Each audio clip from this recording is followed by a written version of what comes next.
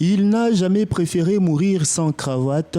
Mufankolo Walesa n'est plus depuis ce mercredi 17 février 2021 vers 4 heures à l'âge de 91 ans. Niko natafutako huyu daktari eko anaoshako madawa yetu ya kiasili ya mizizi. Un baobab vient de tomber. Le théâtre congolais est endeuillé. Sur le terrain, au siège de la troupe Mufankolo située dans l'enceinte du cercle Makutano, l'ambiance est plutôt morose à cause de cette nouvelle non-rose. L'ampleur impère, un mentor et un ami. Le discours est lugubre. S'il fallait rigoler, on rigolait. Et s'il fallait tonner sur nous, surtout moi, il le faisait.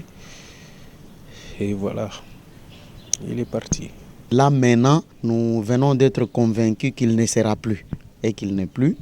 Loin d'être un deuil, la disparition de Mufankolo Walesa Mwana Wanzambe est aussi une fête car psychologiquement et administrativement, les élèves de Bamoufoua étaient déjà préparés car l'homme est mort plusieurs fois sans être mort. Que des spéculations de tout genre. Bien que ce soit quelque chose auquel on s'entendait souvent, vu son état de santé qui allait toujours dégradant de jour en jour.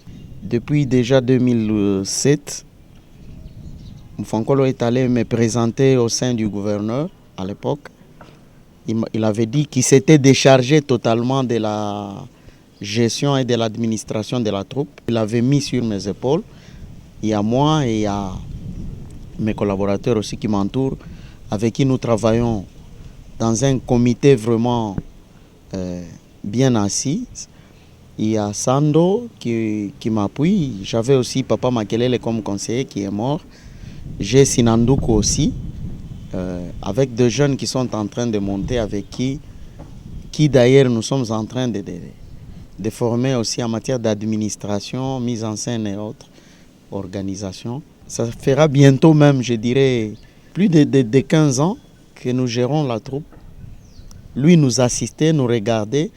Il était devenu comme notre conseiller. Oui, des hommages pour l'artiste. Le professeur Huitmoulongo Kalonda Bampeta et le professeur ordinaire Christian Kunda soutiennent la thèse selon laquelle Odilon Kembe reste le père du théâtre congolais.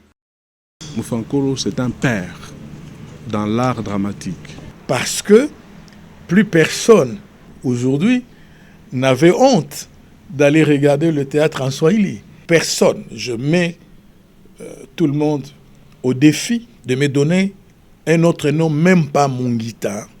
Et finalement, Mongita est décédé jeune, très jeune. La faveur a joué pour Mufankolo. Sa longévité a joué pour lui. Parce qu'il est resté pendant longtemps sur la scène.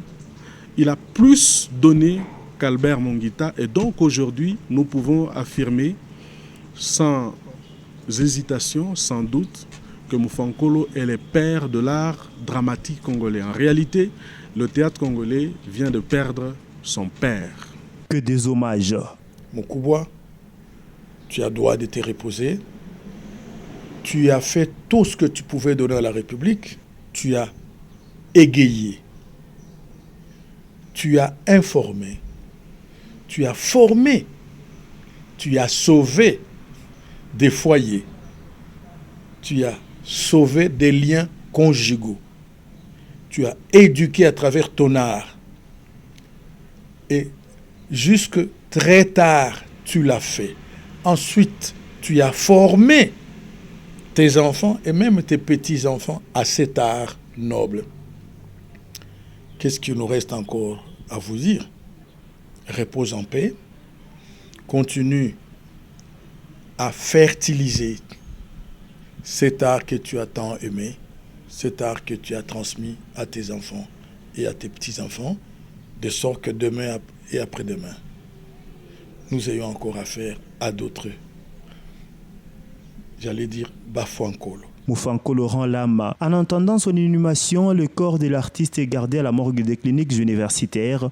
Le programme des obsèques sera connu dans les tout prochains jours. Mufankolo, s'il m'entend, qu'il soit célébré et de la bonne manière pour des siècles et des siècles. Mon souhait, c'est de voir ce nom-là échapper au temps et à l'espace, traverser des siècles, traverser des pays, traversé des continents et donc que ce nom vive, comme pour tous les artistes, des siècles et à jamais. Bravo l'artiste.